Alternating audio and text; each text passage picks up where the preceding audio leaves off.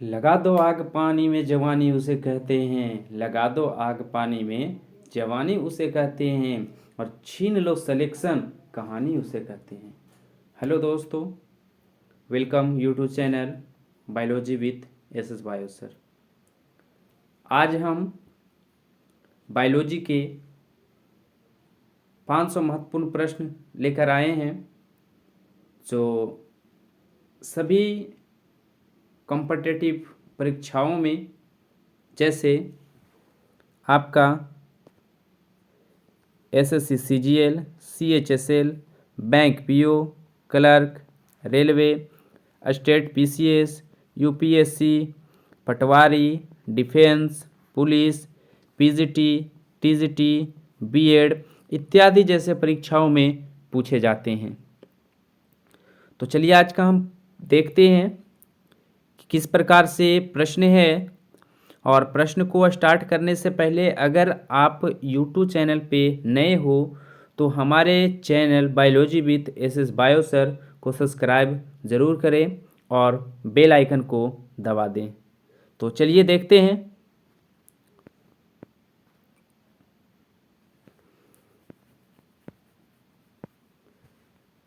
इसमें कहता है कि जीव विज्ञान शब्द की प्रयोग सबसे पहले किसने किया था। जीव विज्ञान शब्द का प्रयोग ये लामार्क और ट्रेवेरेनस ने कब किया था, तो ये 1801 ईस्वी में किया था।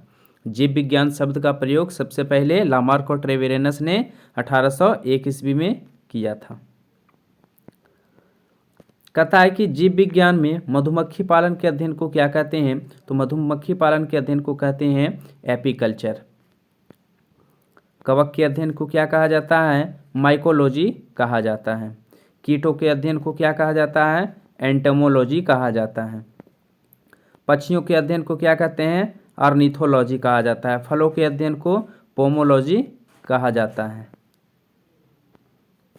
शैवालों के अध्ययन को फाइकोलॉजी और रेशम कीट के पालन के अध्ययन को सेरीकल्चर कहा जाता है। फूलों के अध्ययन को एंथोलॉजी और मछलियों के अध्ययन को इक्थियोलॉजी कहा जाता है। चलिए आगे देखते हैं। नेक्स्ट कहता है कि मछलियों के पालन का अध्ययन क्या कहलाता है, तो ये पीसीकल्चर कहलाता है। जीव विज्ञान में छिपकलियों का अध्ययन को क्या कहते हैं, सारोलॉजी के नाम से जाना जाता है। जीव विज्ञान का जनक अरस्तु साहब को माना जाता है। अरस्तु साहब द्वारा इस पृथ्वी पर समस्त जीवों को दो समूहों में बांटा गया। एक को बोला जंतु समूह और एक को बोला वनस्पति समूह।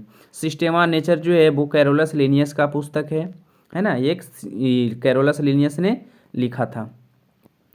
नेक्स्ट है कि कैरोलस लिनियस ने पृथ्वी पर समस्त जीवों को कितने भागों में बांटा, तो ये 2 भागों में बांटा। एक को दिया जंतु जगत और दूसरा को दिया पादप जगत। चलिए आगे देखते हैं। नेक्स्ट कहता है कि आधुनिक वर्गीकरण का पिता किसे कहा जाता है, तो ये कैरोलस लिनियस साहब को। कैरोलस लिनियस साहब को सर्वप्रथम जीवों के द्विनाम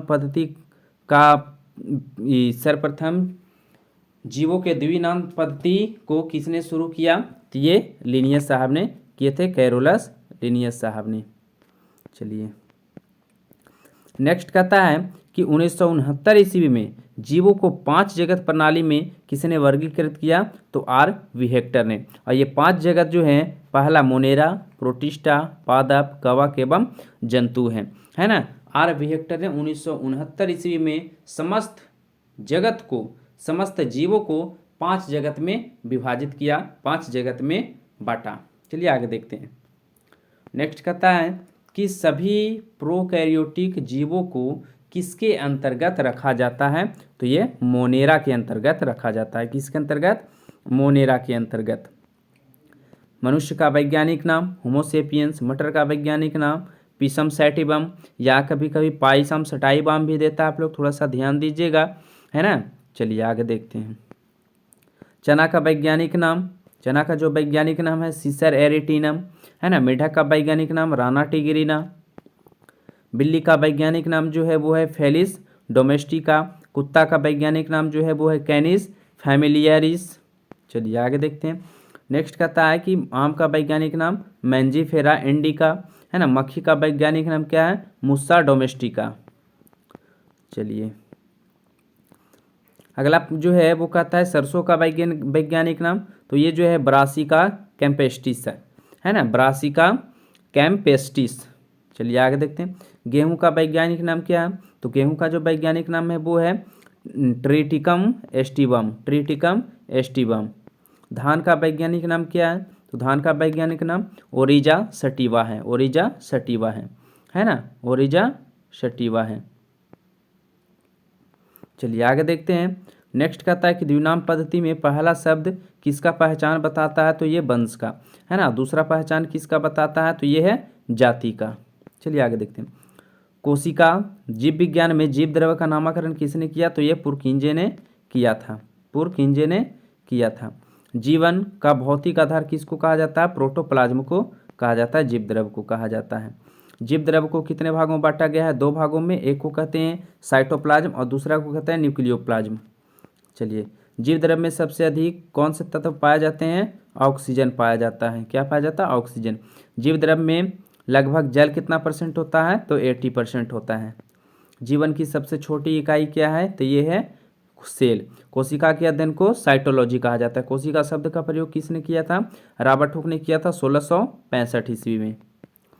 चलिए कहता है कि सबसे छोटी कोशिका होती है माइकोप्लाज्म की, माइकोप्लाज्म गैलीसेप्टिकमा की, है ना। सबसे बड़ी कोशिका शुतुरमुर्ग के अंडे की कोशिका की होती है। सबसे लंबी कोशिका होती है तंत्रिका कोशिका की, सबसे लंबी कोशिका तंत्रिका कोशिका की होती है ना। कोशिका सिद्धांत का प्रतिपादन किसने किया था? तो ये किया था स्लाइडेन एवं स्वान ने 1838 से 39 ईस्वी में। चलिए आगे देखते हैं। नेक्स्ट जो है वो कहता है कि कोशिका सिद्धांत के अनुसार प्रत्येक जीव की उत्पत्ति किससे हुई है? तो ये जो है आपका सेल से हुई है। किससे हुई है? सेल से हुई है ना।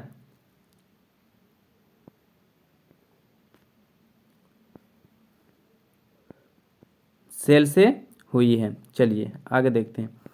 नेक्स्ट कहता है कि कोशिका कितने प्रकार की होती है? दो प्रकार की, एक प्रोकैरियोटिक कोशिका और दूसरा यूकैरियोटिक कोशिका। किस प्रकार की कोशिका में केंद्रक नहीं पाया जाता है? तो प्रोकैरियोटिक कोशिका में। और किस प्रकार की कोशिका में केंद्रक पाया जाता है? तो यह है यूकैरियोटिक कोशिका में। प्रोकैरियोटिक कोशिका में केंद्रक प्रेजेंट नहीं होता है और यूकैरियोटिक कोशिका में केंद्रक प्रेजेंट होता है। चलिए आगे देखते हैं। नेक्स्ट कहता है कि किस प्रकार की कोशिका प्रोटीन एवं कार्बोहाइड्रेट की बनी होती है? किस प्रकार की कोशिका प्रोटीन और कार्बोहाइड्रेट की बनी होती है? प्रोकैरियोटिक कोशिका। किस प्रकार की कोशिका सेल्यूलोज की बनी होती है? तो ये यूकैरियोटिक कोशिका की बनी होती है। किस प्रकार की कोशिका में माइटोकॉन्ड्रिया नहीं पाया जाता है? प्रोकैरियोटिक कोशिका में माइटोकॉन्ड्रिया नहीं पाया जाता है। किस प्रकार की कोशिका में माइटोकॉन्ड्रिया पाया जाता है? तो यूकैरियोटिक कोशिका में। यूकैरियोटिक कोशिका में माइटोकॉन्ड्रिया प्रेजेंट होता है, उपस्थित होता है। किस प्रकार की कोशिका में लाइसोसोम नहीं पाया जाता? तो ये जो है प्रोकैरियोटिक कोशिका में। यूकैरियोटिक कोशिका में लाइसोसोम उपस्थित होता है, पाया जाता है। किस प्रकार की कोशिका में डीएनए एकल सूत्र के रूप में मौजूद होता है? तो यह है प्रोकैरियोटिक कोशिका में, है ना। और दोहरे सूत्र के रूप में अगर देखा जाए तो ये यूकैरियोटिक कोशिका में। किस प्रकार की कोशिका में डीएनए दोहरे सूत्र के रूप में होता है? तो दोहरे सूत्र जो होगा वो होगा यूकैरियोटिक कोशिका, और अगर एकल सूत्र बोलेगा तो वो होगा आपका प्रोकैरियोटिक कोशिका। कहता है कि प्रोकैरियोटिक कोशिका में श्वसन किसके द्वारा होता है? तो ये होता है प्लाज्मा झिल्ली द्वारा, प्लाज्मा मेम्ब्रेन द्वारा। यूकैरियोटिक कोशिका में श्वसन किसके द्वारा होता है? तो ये माइटोकॉन्ड्रिया में द्वारा होता है। लिंग प्रजनन क्षमता किस प्रकार की कोशिका में नहीं पाई जाती है? लिंग प्रजनन क्षमता किस प्रकार की कोशिका में नहीं पाई जाती है? तो ये आपका प्रोकैरियोटिक कोशिका में। क्या है? प्रोकैरियोटिक कोशिका में। चलिए अगला जो कहता है कि लिंग प्रजनन क्षमता किस प्रकार की कोशिका में पाया जाता है? तो यह है यूकैरियोटिक कोशिका में। आगे देखते हैं। नेक्स्ट कहता है कि जीवाणु की कोशिका भित्ति किस चीज़ की बनी होती है? तो ये है ये पेप्टिडोलिजिसन, है ना, पेप्टिडोजिकन से। तारकाय का खोज किसने की थी? जो केवल तारका या सेंट्रोसम का खोज किसने की थी जो केवल जंतु कोशिका में पाया जाता है? तो ये बॉबेरी ने। तारकाई केवल और केवल जंतु कोशिका में पाया जाता है, पादप कोशिका में ये सेंट्रोसोम नहीं पाया जाता है। पादप कोशिका में सर्वप्रथम राइबोसोम का खोज किसने किया था? रॉबिन्स एवं ब्राउन ने 1953 ईस्वी में। जंतु कोशिका में सर्वप्रथम राइबोसोम का खोज किसने किया? जी.ई. पैलाडे ने 1955 ईस्वी में। राइबोसोम किस चीज़ की बनी होती है? आरएनए एवं प्रोटीन की। आरएनए का जो पूरा नाम होता है वो होता है राइबोन्यूक्लिक एसिड। डीएनए का जो पूरा नाम होता है डीऑक्सी राइबोन्यूक्लिक एसिड। चलिए, प्रोटीन की फैक्ट्री किसे कहा जाता है? राइबोसोम को। माइटोकॉन्ड्रिया का खोज किसने किया? अल्टमैन ने किया था 1886 ईस्वी में। चलिए, किसने माइटोकॉन्ड्रिया का नामकरण किया? तो ये बेंडा ने किया था, है ना, बेंडा ने किया था। आगे कहता है कि उपयुक्त कार्बनिक पदार्थों का ऑक्सीकरण कहाँ होता है? तो ये होता है माइटोकॉन्ड्रिया में। कोशिका का पावर हाउस माइटोकॉन्ड्रिया को कहा जाता है। कोशिका का इंजन किसे कहते हैं? तो ये माइटोकॉन्ड्रिया को कहा जाता है। डीएनए कहाँ पाया जाता है? तो ये डीएनए जो है माइटोकॉन्ड्रिया एवं क्लोरोप्लास्ट में पाया जाता है। चलिए आगे देखते हैं। नेक्स्ट कहता है कि गोल्जी काय का खोज किसने किया? कैमिलो गोल्जी ने। कोशिका के अनुसूत्र का यातायात प्रबंधक किसे कहा जाता है? तो ये है गोल्जी काय को। लाइसोसोम का खोज किसने किया था? डी डब्बे ने किया था, है ना, डी डब्बे ने किया था। बाहरी पदार्थों का भक्षण व पाचन करने के लिए लाइसोसोम में कितने प्रकार के एंजाइम होते हैं? तो ये 24 प्रकार के होते हैं। कोशिका का आत्महत्या की थैली लाइसोसोम को कहा जाता है। स्तनधारियों के आरबीसी में लाइसोसोम नहीं पाया जाता है। लवक कहाँ पाया जाता है? तो ये केवल पादप कोशिका में, जंतु कोशिका में लवक नहीं पाया जाता। लवक 3 प्रकार के होते हैं, क्लोरोप्लास्ट, ल्यूकोप्लास्ट और क्रोमोप्लास्ट। चलिए, हरित लवक का रंग होता है हरा होता है। अवर्णी लवक का रंग होता है रंगहीन होता है। वर्णी लवक का जो रंग होता है वो रंगीन होता है। इसमें मुख्य रूप से लाल, पीले एवं नारंगी देखने को मिलता है। किसके अंदर क्लोरोफिल पाया जाता है? तो हरित लवक के, है ना। किस पौधे की सहायता से प्रकाश संश्लेषण की क्रिया होती है? यह है क्लोरोफिल। किस पादप का रसोई घर किसे पादप कोशिका का रसोई घर कहा जाता है? तो हरित लवक का क्लोरोप्लास्ट को। पत्तियों का रंग पीला किसकी उपस्थिति के कारण होता है? कैरोटीन के कारण होता है। पौधे अपने भोजन का संग्रहण कहाँ करते हैं? जड़ों या भूमिगत तनों में। कहता है कि वर्णी लवक पौधे के किस भाग में पाए जाते हैं? तो फूल, फल, भित्ति, बीज इत्यादि में। टमाटर हरा से पीला किसकी उपस्थिति के कारण होता है? लाइकोपीन के कारण, है ना। गाजर किसकी उपस्थिति के कारण लाल या नारंगी होता है? कैरोटीन के कारण। चुकंदर किसके कारण गाढ़ा लाल होता है? विटामिन के कारण, है ना। कोशिका का प्रमुख अंग कौन होता है? केंद्रक होता है, न्यूक्लियस होता है ना। केंद्रक द्रव्य में धागेनुमा पदार्थ जाल को क्या कहते हैं? क्रोमैटिन जाल कहा जाता है। क्रोमैटिन जाल किस चीज़ की बनी होती है? तो ये प्रोटीन और डीएनए की। मानव में गुणसूत्र की संख्या कितनी? 23 जोड़े अर्थात 46। 22 जोड़ा जो क्रोमोसोम होता है उसको ऑटोसोम कहते हैं। क्या कहते हैं? ऑटोसोम कहा जाता है। चिंपैंजी में गुणसूत्रों की संख्या 24 जोड़े अर्थात 48। बंदर में गुणसूत्रों की संख्या कितनी होती है? 21 जोड़े अर्थात 42। वंशागति का वाहक किसे कहा जाता है? गुणसूत्रों को। आरएनए का संश्लेषण कहाँ होता है? केंद्रक में। चलिए अगला जो है कि डीएनए में उपस्थित क्षार कौन से होते हैं? डीएनए में उपस्थित क्षार कौन से होते हैं? तो ये होता है एडेनिन, गुआनिन, थाइमिन तथा साइटोसिन। डीएनए में 4 प्रकार के बेस होते हैं, जिसमें पहला है एडेनिन, दूसरा गुआनिन, तीसरा थाइमिन और चौथा साइटोसिन। चलिए, डीएनए में कहता है कि डीएनए में एडेनिन सदैव किसके साथ जुड़ा रहता है? तो ये है थाइमिन के साथ। डीएनए में साइटोसिन किसके साथ जुड़ा रहता है? तो ये है गुआनिन के साथ। चलिए आगे देखते हैं। नेक्स्ट कहता है कि डीएनए के डबल हेलिक्स मॉडल का प्रतिपादन किसने किया? जेडी वाटसन एवं क्रिक ने 1953 ईस्वी में। आरएनए कितने प्रकार के होते हैं? आरएनए 3 प्रकार के होते हैं, small RNA, small T RNA और स्मॉल एमआरएनए। राइबोसोम पर बने प्रोटीन के अंतिम क्रिया को क्या कहा जाता है? ट्रांसलेशन कहा जाता है। आरएनए में कौन सा क्षार पाया जाता है? यूरेसिल क्षार पाया जाता है। किसकी कोशिका में कोशिका भित्ति नहीं पाई जाती है? ये जंतु कोशिका में। कोशिका भित्ति जो है आपका पादप कोशिका में देखने को मिलेगा। पादप कोशिका का आकार कैसा होता है? तो ये आयताकार होता है। जंतु कोशिका का आकार वृत्ताकार होता है। चलिए आगे देखते हैं। नेक्स्ट कहता है कि किसकी कोशिका में कोशिका भित्ति पाई जाती है? तो पादप कोशिका में। किसकी कोशिका में लवक पाया जाता है? तो पादप कोशिका में। किसकी कोशिका में लवक नहीं पाया जाता है? जंतु कोशिका में। किसकी कोशिका में तारकाय पाया जाता है? पादप कोशिका में। किसकी कोशिका में तारकाय नहीं पाया जाता है? जंतु कोशिका में। कोशिका विभाजन को सर्वप्रथम किसने देखा था? तो ये बिरचाऊ ने 1855 ईस्वी में। कोशिका विभाजन मुख्यतः कितने प्रकार से होते हैं? 3 प्रकार से, असूत्री विभाजन, समसूत्री विभाजन और अर्धसूत्री विभाजन। असूत्री विभाजन किस में होता है? जीवाणु, नीलहरित शैवाल, ईस्ट, अमीबा तथा प्रोटोजोआ में होता है। समसूत्री विभाजन किस में होता है? तो ये होता है कायिक कोशिका में, सोमैटिक सेल में होता है। समसूत्री विभाजन को सर्वप्रथम किसने देखा था? वाल्थेर फ्लेमिंग ने 1879 ईस्वी में। अर्धसूत्री विभाजन का खोज किसने किया था? बीजमैन ने किया था। अर्धसूत्री विभाजन किन कोशिकाओं में होता है? तो ये है जनन कोशिकाओं में होता है ना। समसूत्री विभाजन में समसूत्री विभाजन में एक कोशिका से कितनी कोशिकाओं का निर्माण होता है? तो यह है 2 कोशिकाओं का निर्माण होता है। कहता है कि अर्धसूत्री विभाजन में एक कोशिका से कितनी कोशिकाओं का निर्माण? तो अर्धसूत्री में 4 कोशिका का निर्माण होगा। जैव विकास का सिद्धांत किसने दिया था? तो चार्ल्स डार्विन ने दिया था। इनका जन्म जो है वो 1809 ईस्वी में हुआ था। मनुष्य में लगभग कितने अवशेषीय अंग पाए जाते हैं? तो ये 100। आनुवंशिकता का पिता किसे कहा जाता है? ग्रेगर जॉन मेंडल का। इनका जो जन्म है 22 जुलाई 1822 ईस्वी को हुआ था, ऑस्ट्रिया के ब्रून नामक नगर में।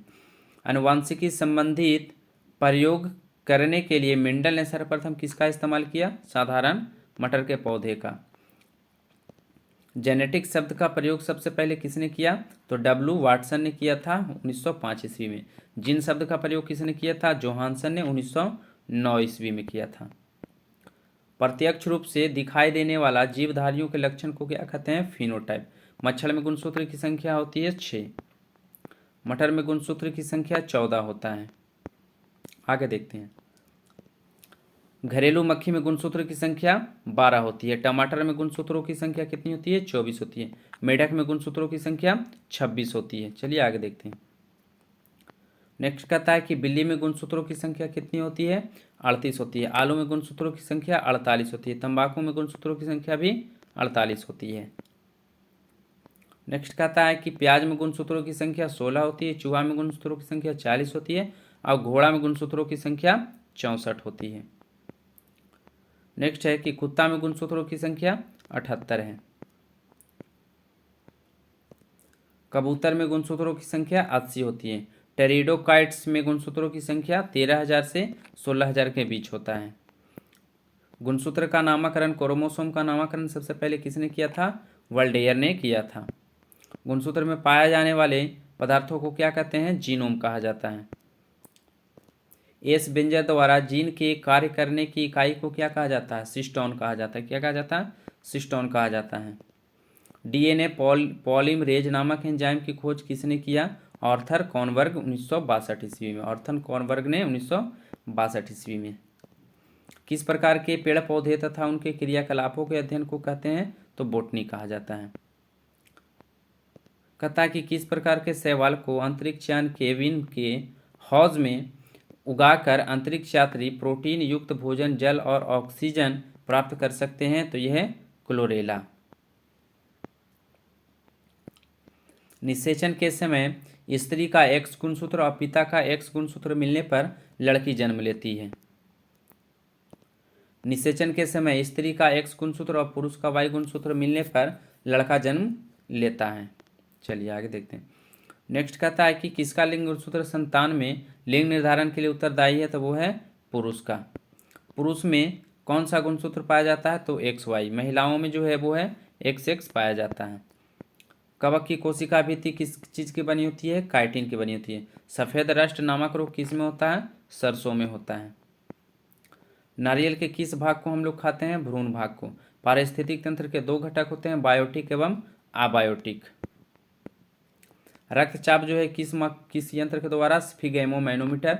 इसका मान जो होता है 120/80 होता है। चलिए, बेरी रोग जो है वो किस विटामिन की कमी के कारण होता है? Vitamin B1। शरीर में लोहा की कमी से होने वाला रोग एनीमिया। कौन सा पौधा कीट खाता है? Pitcher plant. नेक्स्ट है कि पेप्सिन प्रोटीन को किस में बदलता है? पॉलीपेप्टाइड में। तंबाकू में मौजूद विषैले पदार्थ को क्या कहते हैं? निकोटीन कहा जाता है। नदियों, तालाब आदि में पाए जाने वाले जलीय हरे पौधों को क्या कहा जाता है? शैवाल कहा जाता है। नीली क्रांति किससे संबंधित है? मछली से। दूध में पाए जाने वाली शर्करा है लैक्टोज।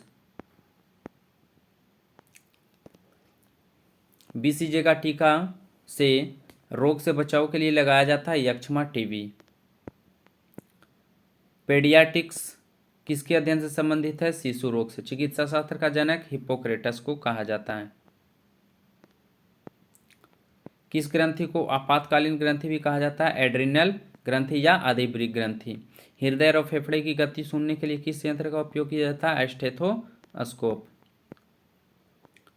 नेक्स्ट कहता है कि एक पीढ़ी से दूसरे पीढ़ी में आनुवांशिक सूचना का स्थानांतरण किसके द्वारा होता है? डीएनए के द्वारा। पाचक एंजाइम में पेप्सिन कहाँ उत्पन्न होता है? छोटी आंत में।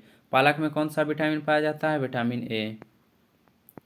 सर्वप्रथम कार्बोहाइड्रेट का पाचन कहाँ होता है? मुख गुहा में। सुक्रोज में होता है ग्लूकोज और फ्रक्टोज। मानव शरीर का सामान्य टेम्परेचर होता है 98.6 डिग्री फ़ारेनहाइट या फिर 37 डिग्री सेल्सियस। ऑपरेशन फ्लड का संबंध किससे है? दूध उत्पादन से। प्याज का कौन सा भाग खाया जाता है? तना। मियादी बुखार पर किस अंग को प्रभावित करता है? इंस्टाइन को, आंत को। मानव शरीर में निमोनिया से प्रभावित होने वाला कौन सा अंग है? फेफड़ा है। पृथ्वी पर सबसे बड़ा बच्चा पैदा करने वाला स्तनधारी प्राणी है नीलवेल। गाय के घी में पीलापन किसके कारण? कैरोटीन के कारण। आरएच फैक्टर का खोजकर्ता लैंडस्टीनर एवं बिनर। कौन सी मछली बिना साल्क वाली होती है? कैटफिश। चलिए, किस पौधे में फूल नहीं होता है? तो ये फर्न में नहीं होता। रक्त का शुद्धिकरण कहाँ होता है? किडनी में होता है, वृक्क में होता है। धन्वंतरी पुरस्कार किस क्षेत्र में दिया जाता है? चिकित्सा के क्षेत्र में। मानव शरीर की सबसे बड़ी अंतःस्रावी ग्रंथि थायराइड ग्रंथि, जो गर्दन में पाया जाता है।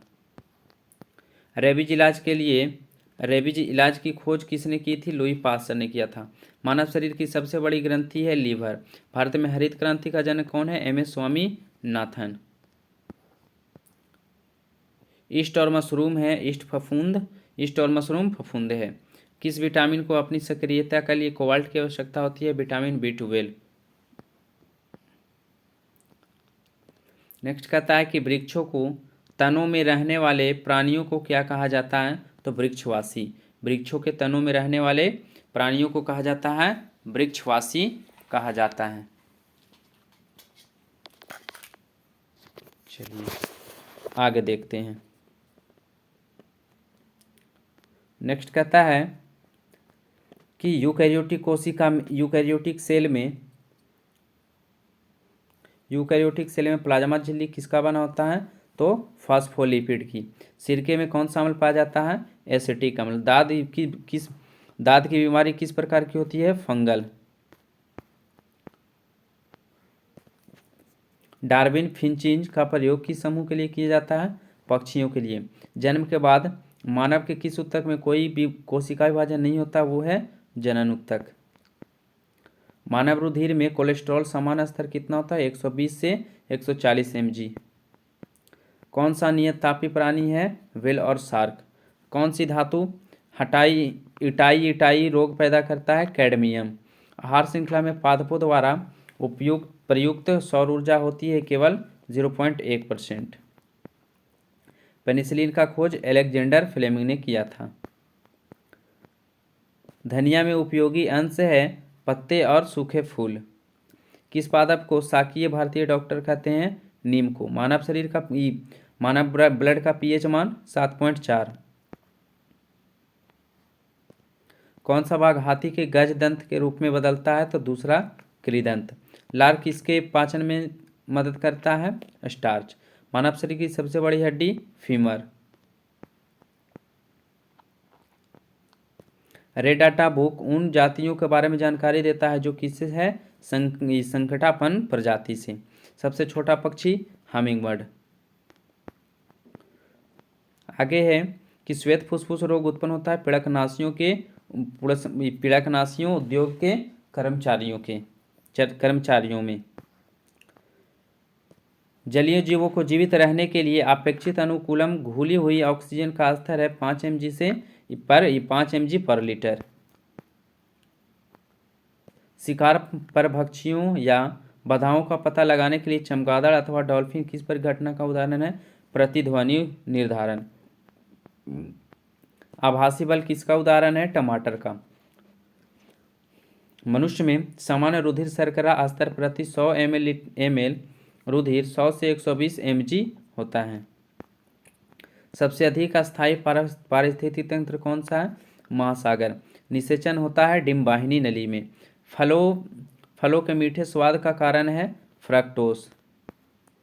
मिनीमाता रोग किससे होता है? तो यह है पारा से। मिनीमाता रोग किससे? पारा से। कांड्रा जोड़ता है पेशी को हड्डियों से। यदि विश्व के सभी पादप मर जाते हैं तो सभी पशु भी इस पृथ्वी इसकी कमी के कारण मर जाता, ऑक्सीजन की कमी के कारण। क्लोरीनन क्या है? दूषित जल में क्लोराइड को थोड़ी मात्रा में मिला देना। जीवाणुओं की वृद्धि किसके द्वारा मापी जाती है? तो यह है ब्लड कोशिका मापी के द्वारा। नेक्स्ट कहता है कि स्तनधारी जीवों के शरीर में यूरिया कहाँ बनता है? यकृत में बनता है। किस धातु द्वारा जल के प्रदूषण को साफ करने में बायोफिल्टर के रूप में पाइला ग्लोबोसा प्रयुक्त किया जाता है? कैडमियम का। कार्बोहाइड्रेट किसके यौगिक हैं? कार्बन, ऑक्सीजन और हाइड्रोजन के। गलगंड रोग जो है गलगंड या घेंघा इनको प्रभावित करने वाली बीमारी है? तो यह है थायराइड ग्रंथि को। मलेरिया रोग संक्रमण का चरण है। मलेरिया रोग का संक्रमण चरण है बीजाणुज स्पोरोजोआइट। बीजाणु स्पोरोजोआइट। नेक्स्ट कहता है कि काष्ठ लकड़ी से प्राप्त पायरोगिलिनियस अम्ल में क्या होता है? तो यह है 10% एसिटिक अम्ल होता है। ध्रुवीय भालू में अक्सर कौन सी बीमारी होती है? टाइप 2 का मधुमेह। वायु प्रदूषण के फलस्वरूप फुसफुस कैंसर से अधिक मरने वाला रोग है? तो यह है वातस्फीति। गेहूं, जौ, नींबू, नारंगी, राई, बाजरा संबंधित है 2 पादप परिवारों से।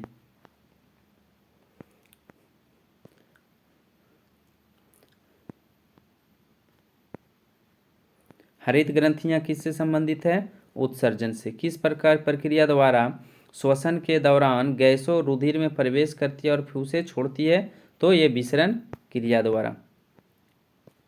मृदा की लवणता मापी जाती है चालकता मापी में। कौन सा कवक रोग है? दाद या खुजली।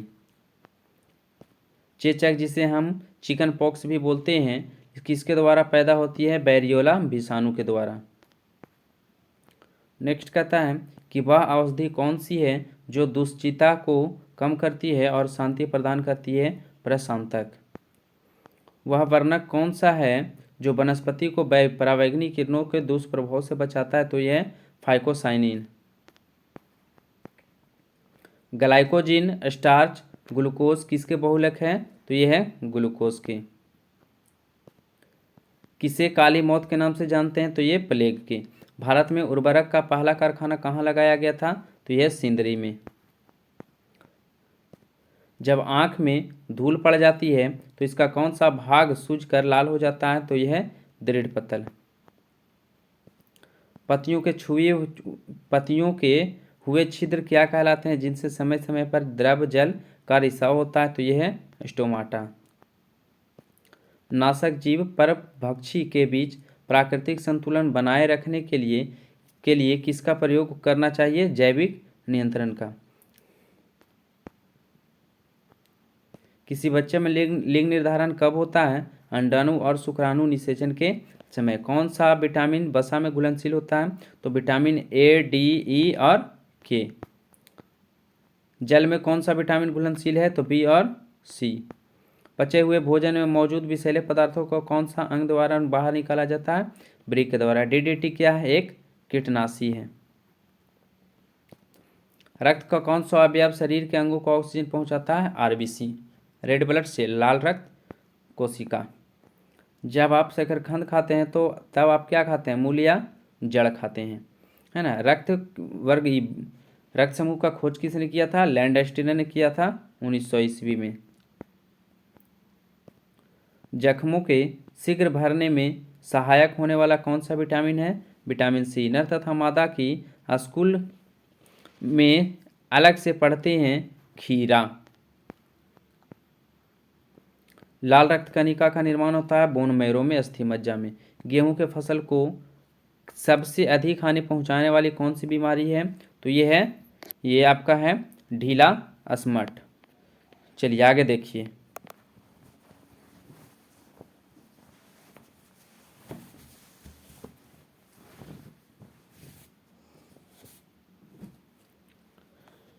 नेक्स्ट कहता है कि ब्लड ग्रुप ए बी वाला दाता डोनर खून दे सकता है उस व्यक्ति को जिसका ब्लड ग्रुप है ए बी, है ना। यानी कि ए बी ब्लड ग्रुप वाला जो व्यक्ति है वो खून दे सकता है किसको? ए बी वाला को। शरीर में ऊतकों का निर्माण किससे होता है? प्रोटीन से होता है। ऊंट का कबूड़ होता है संयोजी ऊतक का। मधुमक्खी कॉलोनी के सदस्य एक दूसरे को किस प्रकार पहचानते हैं? तो ये गंध से। मनुष्य के जीवन काल में कितने बार दांत विकसित होते हैं? 20 बार। मनुष्य के कपाल में कितनी अस्थियां होती है? 8 अस्थियां। डॉक्टर हरगोविंद खुराना को किस आविष्कार के लिए नोबेल पुरस्कार सम्मानित मिला? जीन संश्लेषण का। संसार का सबसे बड़ा पुष्प रेफ्लेसिया। सर्वदाता ब्लड ग्रुप कौन है? ओ है। सबसे लंबा जीवित वृक्ष सिकोया। डॉल्फिन मछली वर्गीकृत किए जाते हैं स्तनपायी जानवर में। जब हम बकरी या भेड़ का मांस खाते हैं तब हम द्वितीय उपभोक्ता सेकेंडरी कंज्यूमर में आते हैं। दूध की शुद्धता लैक्टोमीटर के द्वारा मापा जाता है। दूध की शुद्धता लैक्टोमीटर द्वारा मापा जाता है। मानव शरीर में पाचन का अधिकांश भाग किस अंग से संपन्न होता है? छोटी आंत। एड्स का पूरा नाम एक्वायर्ड इम्यूनोडेफिशिएंसी सिंड्रोम। नेक्स्ट है कि मच्छर भगाने वाली दवाओं में सक्रिय रसायन है, ये है एथेलिन, है ना। सिर में कुल हड्डियों की संख्या कितनी होती है? 29। प्रयोगशाला में सबसे पहले डीएनए का संश्लेषण किसने किया? हरगोविंद खुराना ने। मनुष्य के शरीर में खून के शुद्धिकरण की प्रक्रिया को डायलिसिस कहा जाता है। मनुष्य के शरीर में कुल हड्डियों की संख्या कितनी होती है? 206 होती है। मरासमस नामक बीमारी किसके कमी के कारण होता है? प्रोटीन की कमी के कारण। पौधों में प्रकाश संश्लेषण के दौरान कौन सी गैस निकलती है? ऑक्सीजन। डीडीटी का पूरा नाम है डाइफिनॉल ट्राइक्लोरोएथेन। किस ग्रंथि को मास्टर ग्रंथि कहा जाता है? पीयूष ग्रंथि या फिर पिट्यूटरी ग्लैंड को। किस दिन में मनुष्य औसतन कितनी बार सांस लेता है? लगभग 22,000 बार। बाल्यावस्था में कुल हड्डियों की संख्या 208। पसलियों में कुल हड्डियों की संख्या 24 होती है। मांसपेशियों में मुख्यतः कौन सी प्रोटीन पाई जाती है? मायोसिन। डेंगू ज्वर किसके द्वारा फैलता है? एडिस मच्छर द्वारा। चमगादड़ किस प्रकार की प्राणी है? स्तनधारी। मानव शरीर में के किस भाग में सबसे मजबूत हड्डी पाई जाती है? जबड़ों में। सर्वग्राही वह व्यक्ति है जिसका ब्लड ग्रुप ए बी है। अफीम पौधे के किस भाग से बनता है? फूल से। कौन सी ग्रंथि आंसू स्रावित करती है? लैक्रिमल। मूंगफली में सर्वाधिक कौन सा विटामिन पाया जाता है? Vitamin B1। कौन सा तत्व हृदय रोगों का प्रमुख कारण है? कोलेस्ट्रॉल तत्व। प्रोटीन है एक प्रकार का पॉलीपेप्टाइड। रानीखेत रोग संबंधित किससे है? मुर्गी से। किडनी रोगों को किस प्रकार रखा जाता है? डायलिसिस पर। मानव शरीर की सबसे छोटी ग्रंथि है पीयूष ग्रंथि। श्वेत रक्त कोशिकाओं का निर्माण होता है अस्थि मज्जा लिम्फ नोड एवं प्लीहा में। प्लीहा को आरबीसी का कब्रिस्तान भी कहा जाता है। ल्यूकोमा मानव शरीर के किस भाग को प्रभावित करता है? आँख को। भोजन का पाचन कहाँ से प्रारंभ होता है? मुख गुहा से। नेक्स्ट कहता है कि मलेरिया उपचार हेतु कुनैन कहाँ से प्राप्त किया जाता है? सिनकोना से। टिबिया नामक हड्डी कहाँ पाई जाती है? यह टांग में। कौन सी शीत रक्त जानवर है? छिपकली। दूध से मक्खन निकालने पर दूध का घनत्व बढ़ जाता है।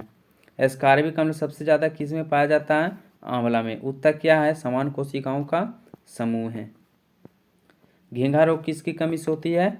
आयोडीन की कमी से होती है। आइसक्रीम में रवा बनने से बचाने के लिए क्या मिलाया जाता है? जिलेटिन मिलाया जाता है। पनीर का उदाहरण है जेल का। एनाटॉमी विज्ञान की वह शाखा जिसका संबंध रचना है प्राणी व पौधे की। होम्योपैथी का जनक है हैनीमैन। आगे देखिए, आगे कहता है कि श्वेत रक्त कण और किस नाम से जाना जाता है? ल्यूकोसाइट भी कहा जाता है। चेचक बीमारी किसके कारण होता है? विषाणु या वायरस के द्वारा। एड्स की बीमारी की संभावना का पता लगाने के लिए कौन सा परीक्षण किया जाता है? ELISA test. खाद्य पदार्थों का संरक्षण किसके द्वारा होता है? बेंजोइक अम्ल के द्वारा होता है।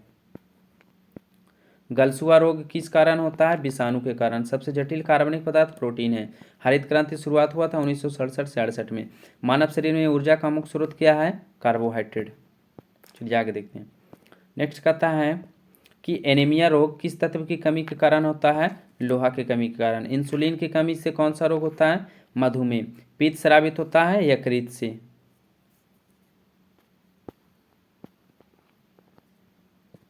नेक्स्ट कहता है कि एक एथलीट को त्वरित ऊर्जा प्रदान करने के लिए दिया जाता है कार्बोहाइड्रेट। मनुष्य में मूत्र में मुख्यतः क्या पाया जाता है? तो यूरिया पाया जाता है। किसकी कमी के कारण खून रक्त थक्का नहीं बनता? विटामिन के कारण। पौधों में वृद्धि के लिए उपयुक्त मिट्टी है दोमट मिट्टी। मलेरिया रोग होता है प्लाज्मोडियम प्रोटोजोआ से। जीवन भक्षक हार्मोन किस ग्रंथि से निकलता है? एड्रिनल ग्रंथि या फिर अधिवृक्क ग्रंथि से। दूध के खराब होने का कारण क्या है? तो यह है लैक्टोबैसिलस। पागल कुत्ते के काटने से कौन सा रोग? हाइड्रोफोबिया है ना, जिसे रेबीज के नाम से भी जाना जाता है। और ये रेबीज जो है वो रैबिडो वायरस के कारण होता है। चलिए आगे देखते हैं। नेक्स्ट कहता है कि आरबीसी का जीवन काल 100 से 120 दिन होता है। नेक्स्ट देखिए, कहता है कि रक्त का अधिकतम मात्रा कहाँ पाई जाती है? हृदय में। इंसुलिन हार्मोन रक्त में किसकी मात्रा को नियंत्रित करता है? ग्लूकोज की। त्वचा एवं इसकी बीमारियों का अध्ययन कहलाता है डर्मेटोलॉजी। प्रोटीन के निर्माण के लिए आधारभूत इकाई क्या है? तो यह है एमिनो अम्ल। आलू में कौन सा रोग पाया जाता है?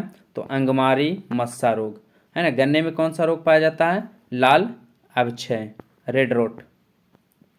मूंगफली में कौन सा रोग पाया जाता है?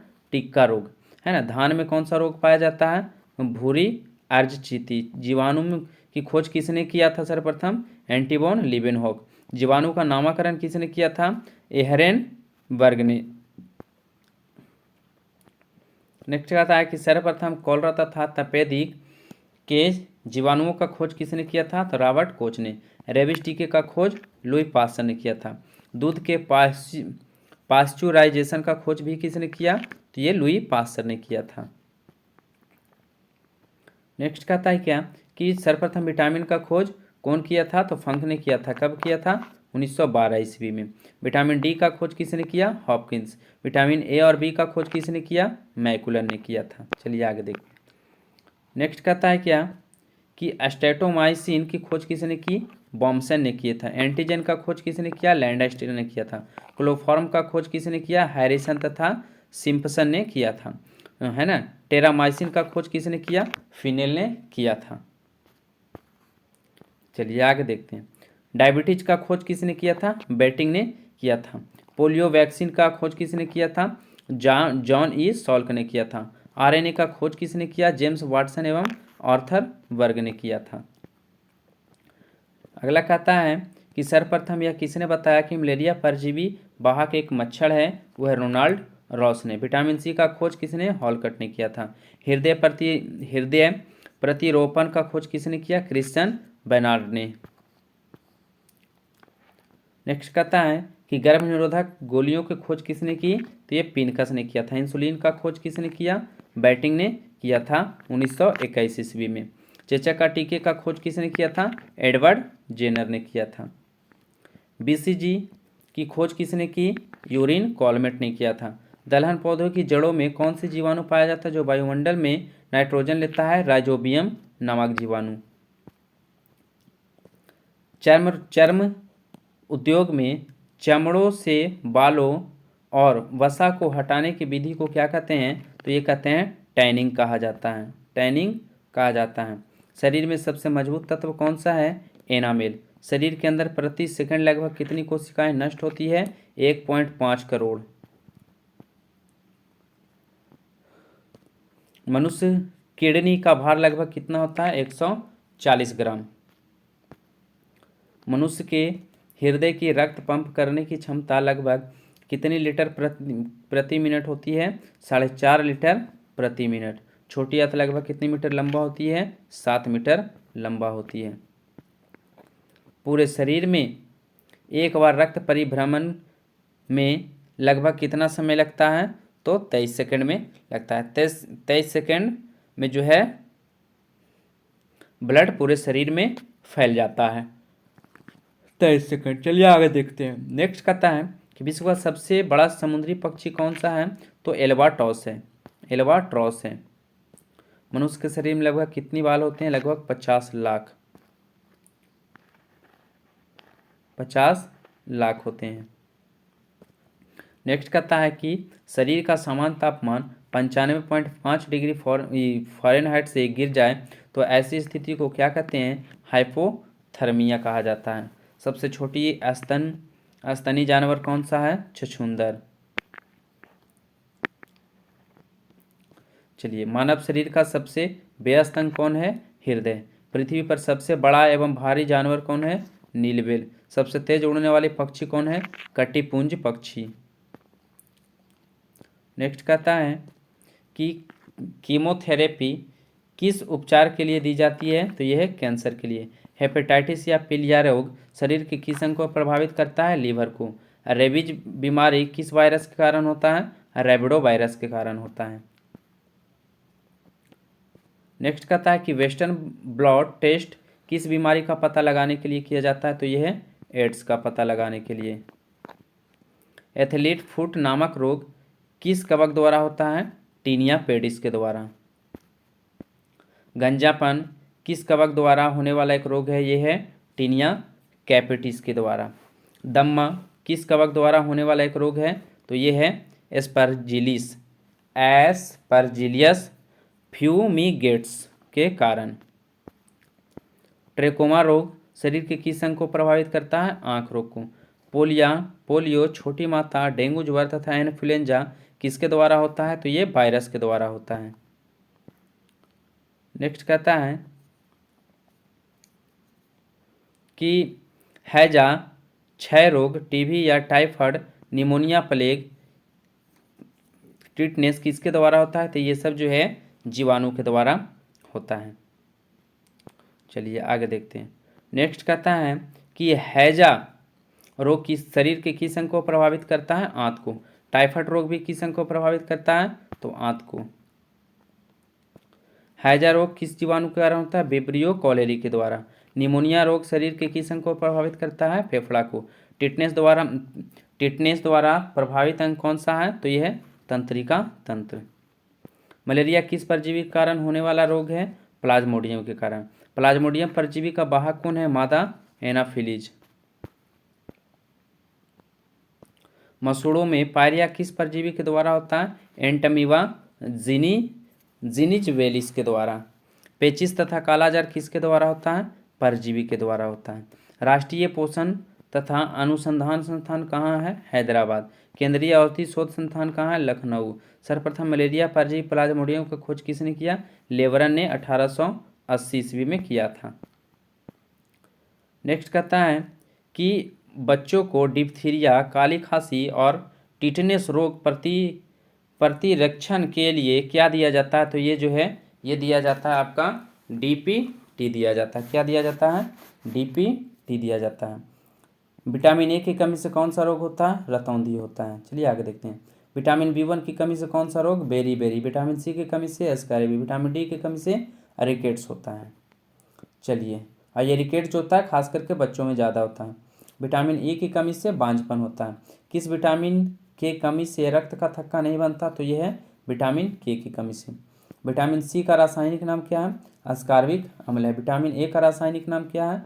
रेटिनॉल। विटामिन B1 का रासायनिक नाम क्या है? थायमिन है। चलिए, विटामिन डी का रासायनिक नाम क्या है? कैल्सीफेरॉल। विटामिन ई का टेकोफेरॉल और के का जो है फिक्वोनोन है।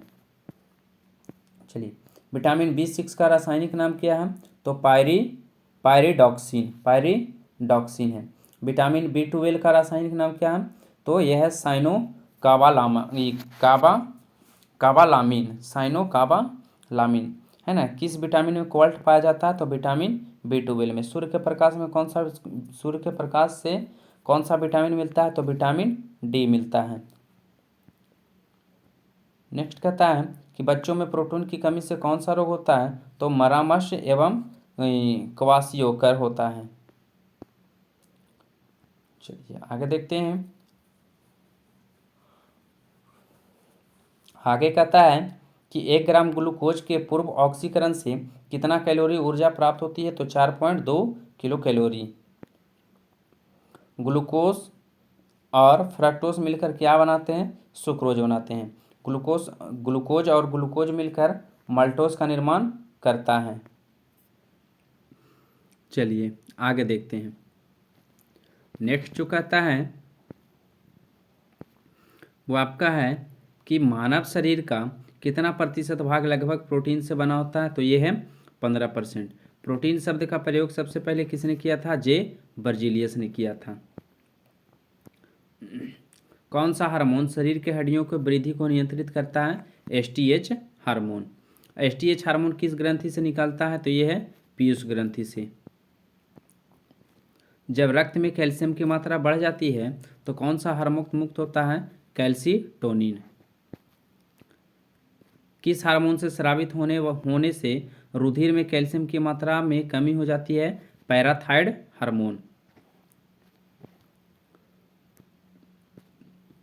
उत्तेजना, क्रोध, भय और खतरे के समय कौन सा हार्मोन अधिक मात्रा में उत्सर्जित होता है? Adrenaline hormone. लड़ो या उड़ो, फाइट एंड फ्लाइट हार्मोन किस ग्रंथि से निकलता है? तो यह है अधिवृक्क हार्मोन से। कानों में हड्डियों की संख्या कितनी होती है? 6 होती है। स्टेप्स नामक हड्डी जो है किस में पाया जाता है? स्टेपेज नामक हड्डी। तो यह है जो कान में पाया जाता है। चलिए नेक्स्ट कहता है कि फीमर नामक हड्डी शरीर में कहाँ पाया जाता है? तो जांघ में पाया जाता है। कहाँ पाया जाता है? जांघ में पाया जाता है। मनुष्य के मस्तिष्क का वजन लगभग होता है 1400 ग्राम है ना। बुद्धिमत्ता, इच्छा, स्मृति, इच्छा शक्ति, ज्ञानवाणी एवं चिंता मस्तिष्क के किस भाग में संपन्न होता है? तो ये सेरिब्रम में होता है। आगे कहता है कि दर्द, ठंडा तथा गर्म को पहचानने का कार्य मस्तिष्क का कौन सा भाग करता है? तो ये थैलेमस करता है। भूख, प्यास, प्रेम, घृणा, गुस्सा तथा खुशी आदि को पहचानने का कार्य मस्तिष्क का कौन सा करता है? तो यह है हाइपोथैलेमस। नेक्स्ट कहता है कि मस्तिष्क के सबसे पीछे वाला भाग में होता है, ये होता है मेडुला ओब्लांगाटा एवं सेरिबेलम। मस्तिष्क के अग्रभाग में होता है थैलेमस एवं हाइपोथैलेमस। टाइलिन नामक एंजाइम किस में पाया जाता है? लार में पाया जाता है। पेप्सिन एवं रेनिन नामक एंजाइम किस में पाया जाता है? जठर रस में पाया जाता है। जठर रस जो है अमाशय से निकलता है। ट्रिप्सिन, एमाइलेज तथा लाइपेज नामक एंजाइम किस में पाया जाता है? तो ये अग्नाशय में पाया जाता है। किसमें? अग्नाशय में। इरेप्सिन, माल्टोज, लैक्टोज तथा सुक्रोज नामक एंजाइम किस में पाया जाता है? तो यह आंत में पाया जाता है। ट्रिप्सिन नामक एंजाइम प्रोटीन को किस में बदलता है? पॉलीपेप्टाइड में। प्रोटीन पेप्सिन नामक एंजाइम एंजाइम प्रोटीन को किस में बदलता है? पेप्टोन्स में बदलता है। इलेप्सिन नामक एंजाइम प्रोटीन को किस में बदलता है? तो ये है एमिनो अम्ल में। टाइलिन नामक एंजाइम जो है मंड को किस में बदलता है? मल्टोज में बदलता है। हृदय से शरीर की ओर ले जाने वाली रक्त वाहिनी को क्या कहते हैं? तो ये धमनी कहलाता है। नेक्स्ट कहता है कि शरीर से हृदय की ओर ले जाने वाली रक्त वाहिनियों को क्या कहा जाता है? शिरा कहा जाता है। हमारे आहार में ऊर्जा का प्रमुख स्रोत क्या है? कार्बोहाइड्रेट और वसा है। बीसीजी का टीका किस लिए दिया जाता है? टीबी से बचने के लिए। गहरे तले हुए खाद्य पदार्थ में प्रचुर मात्रा में होता है वसा होती है, फैट होती है। बेरियम मील का उपयोग किस लिए किया जाता है? आहार नली का एक्सरे के लिए।